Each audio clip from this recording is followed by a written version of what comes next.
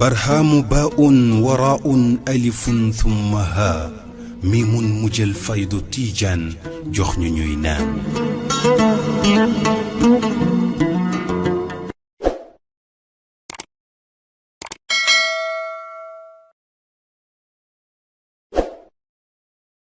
comme ni ngeen ko xamee te ñun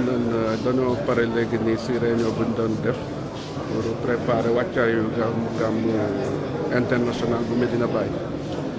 muy gàmm goo xamante ni ñoo ngi ko séntu vers le 15 septembre 2024.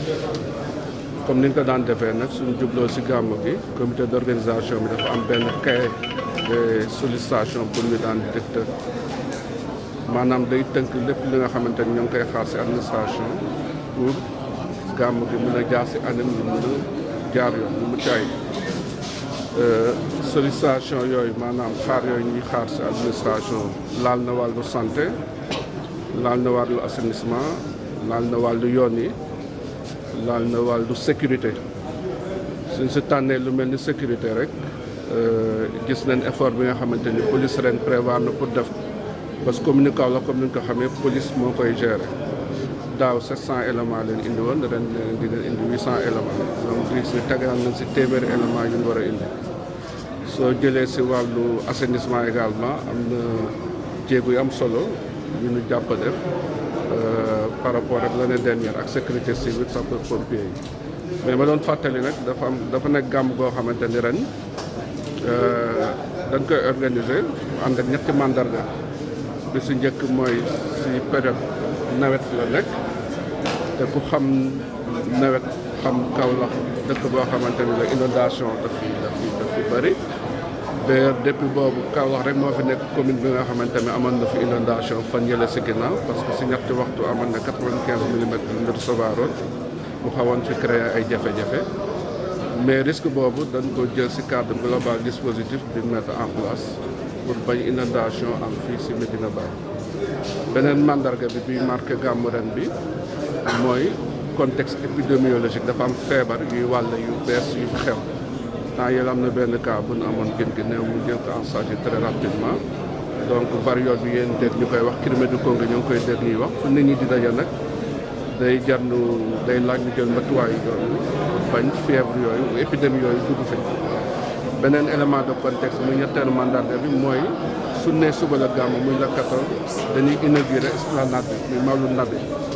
mu nekk inauguration boo xamante ni dafa am fu mu àgg sëñ bi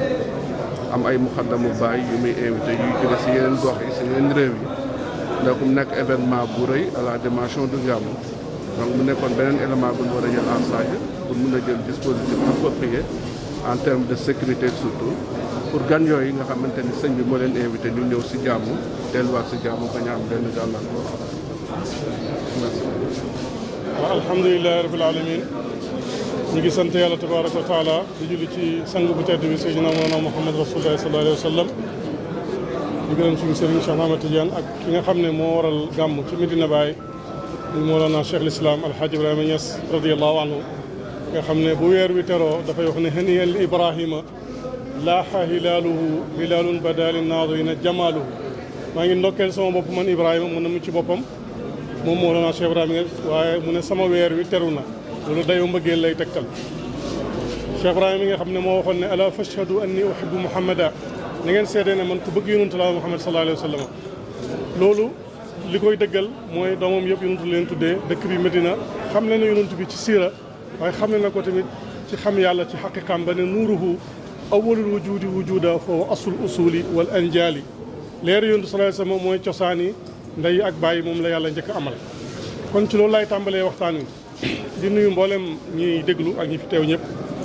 jotaay tey bi solo bi li ko waraloon dajee boo xam ne comité d'organisation bi muy COMAF ñu doon dajee ak monsieur le gouverneur ak mboolem service yi nga xam ne nii ñi ngi aju ci Kaolack yu aju ci gouvernement yu aju ci société yi doon waxtaanee cahier de sollicitation bi nga xam ne moom lañ leen joxoon pour ñu càmbar ko waxtaan nañ ci domaines yu différents yoo xam ne lépp dafay delluwaat ci lu jëriñ askan wi dëkkee Kaolack waaye itam luy faciliter pèlerins yi talibé yi ak soppe yi Seydina Mouhamed sallallahu alayhi wa sallam yi dëkk ci réew mi ak yi bàyyeekoo ci bitim réew yàlla dogal na Mawlana Cheikh Ibrahima mbiram international la ci zaahir ak ci baatin ba tax na fu nekk ci réew yu fasantikoo la taalibe yi di jógee loolu yëpp waxtaanee nañ ko ci jotaay bi. ak tamit nawet bi nga xam ne yàlla def na daaw ba ren ñu ngi ci jamonoy nawet te dafay gën a jëm kanam ba lu yàlla soob mboolem matuwaay yi nga xam ne moom lañ ci soxla waxtaanee nañ ko côté social côté yoon wi nga xam ne taalibe yi ak soppe yi jógee ci bitim réew ñu ñaan chauffeur si ak ñi nga xam ne ñoom ñooy apprenti yi ñu bàyyi xel yoon yi bu baax di daw ndànk sóoraale loolu dafa war a nekk ci jamono ju nekk nga rawati nag ci jamono joo xam ne ñi ñaa ngi bëbb jëm ci jotaay fuuglu ak dégg nga màggal gi nga xam ne mooy Seydina Muhammad sallallahu alayhi wa sallam ci ndigalu xalifa bi nga xam ne mooy xalifatu saaxibil fayda di xaadimul umma di mawlaaya Cheikh Mouhamadul Mahi Cheikh Ibrahima Niass dajee nañ ak ñoom wax dëgg yàlla service yëpp ku ci nekk wax nga sa xalaat ak sa mën-mën ci sollicitation yi nga xam ne moom lañ sàkku ci ñoom ba mën nañoo wax ne am nañ xel mu dal yoo xam ne nii incha allah bu ñu yàlla jàppale leen ñu appliqué ko danañ am gàmm goo xam ne nii dana am yokkute ci wàllu service yi dana am yokkute ci wàllu pèlerin yi ak ñi dëkkee Kaolack ak Medina Baye.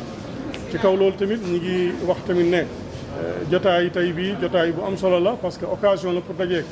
suñuy mbokk journalistes yi nga xam ne wax dëgg yàlla ñooy taxaw askan wi di taxaw gàmm gi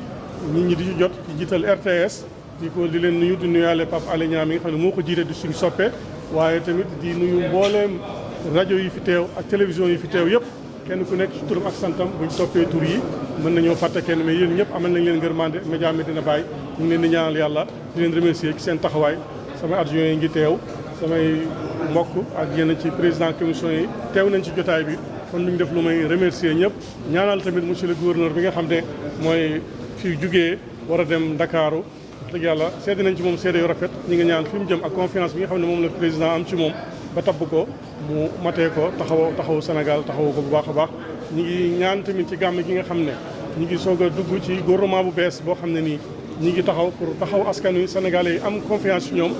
ñu ngi toll ni gàmm Yonent sallallahu alayhi wa sallam amul lu ko ëpp kon nag monsieur le président Mamadou Bachir Diomaye Diakhar Faye ñu ngi lay ndokkeel ci at mu bees mi nga xam ne yaa jiite Sénégal ñuy defal gàmm fii ci dëkk bu tedd bi nga xam ne Cheikh Ibrahima waxoon na ne mbootu Yonent sallallahu alayhi wa sallam royaat na fii mbootu Yonent bi royaat na ci jëmmam kon ñu ngi leen di ñaanal gàmm gu mucc ci ayab di leen ndokkeel ci seen nomination yu bees yi nga xam ne def ngeen ko ci premier ministre bi Ousmane Sonko ak mboolem ñi aju ci yow ñaan yàlla dafa leen jàmm yéen gën a fàttali askan wi yéen gën a fàttali l'islam bi yéen gën a fàttali al Quds mooy mbokk yi nga xam ne mooy ca Jérusalem nga taxawaay bu rafet ca Gambia défendre leen ñi ngi ñaan yàlla te au Sénégal yëpp di au jullit ñëpp ñu bàyyi leen xel am na journée boo xam ne journée internationale la pour Quds ci gàmm gi ñi ngi koy fuglu di ñaan àgg ci jàmm waaye tamit esplanade bi nga xam ne sëriñ bi itteewoon na ko bañ tabax ko ba mu yemb moom it ñu ngi ciy xaar taalibe yi ak soppe ak journalistes yi ñu ñaan ñu fekk ko jàmm yàgg taxawaay bi mel nii yal na yàlla dimbali islam yàlla def jàmm Sénégal def ko ci boolem umma islamiya loolu laa amoon kàddu ci lu may wax wasalaamaaleykum wa rahmatullahi taala wa barakatu. Je m'appelle Cheikh Tidiane Gaye, un des adjoints au président du COMAF. Qu'est-ce qu'on pourrait dire après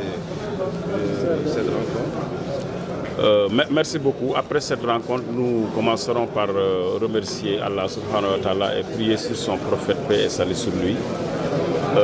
Remercier le gouverneur de la région de Kaolack et l'ensemble du CRD qui l'a accompagné ici aujourd'hui pour tenir cette réunion préparatoire du Mawlud international de Medina Baye Niass. Au sortir des échanges, je peux dire que le comité d'organisation en est sorti satisfait, tranquillisé à cause de tout ce qui est engagement qu'il a entendu ici de la part des services représentés,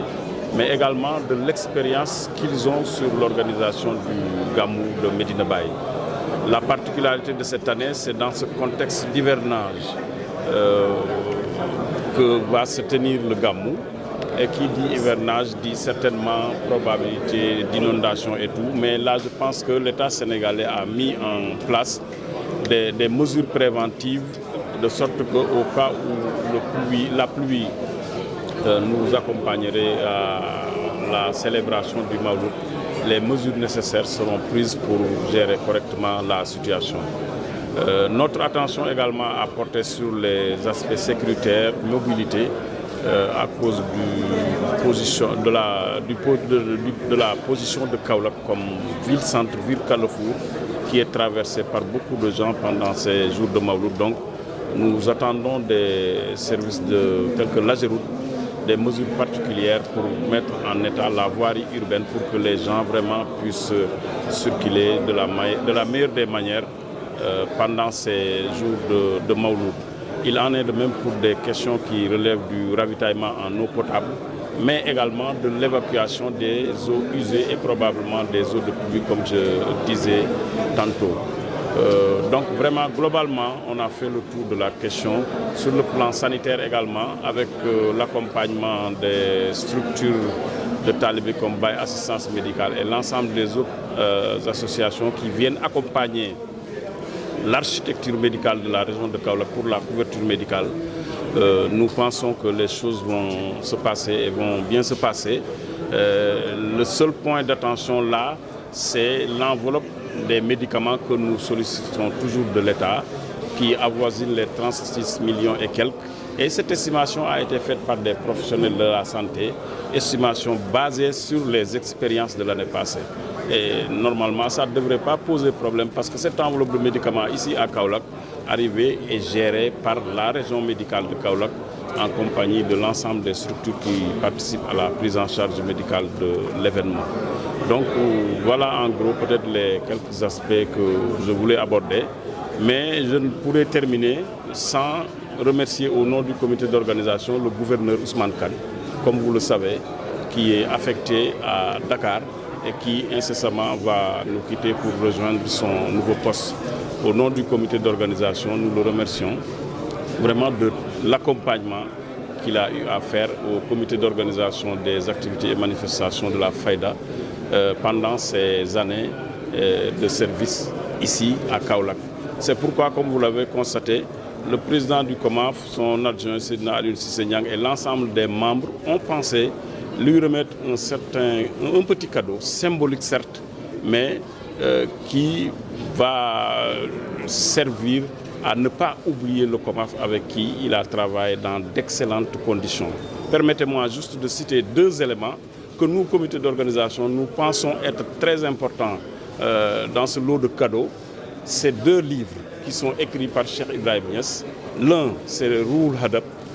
qu'on peut traduire en français par la quintessence de l'éducation spirituelle, qui est le premier ouvrage écrit par Cheikh Ibrahim Niass et qui traite des questions d'éducation. Le deuxième ouvrage, c'est Kashful Albas, qui est la levée des équivoques sur la faïda de Aboul Abbas Ahmad Tijan radiyallahu ta'ala anhu. Comme vous le savez, Baye Niass s'est proclamé l'imam de la faïda et c'est ce livre-là qu'il a écrit pour justifier ses propos, pour justifier ce don que Allah subhanahu wa ta'ala lui a fait. Et c'est grâce à un tel ouvrage qu'il a ouvert l'ensemble des contrées qu'il a ouvert, de sorte que vous voyez les gens provenir d'un peu partout du monde pour venir célébrer les journées de Mawlud ici à Medina Baye. Merci beaucoup. برهام باء وراء ألف ثم ها ميم مجل فيض تيجان جخن نينان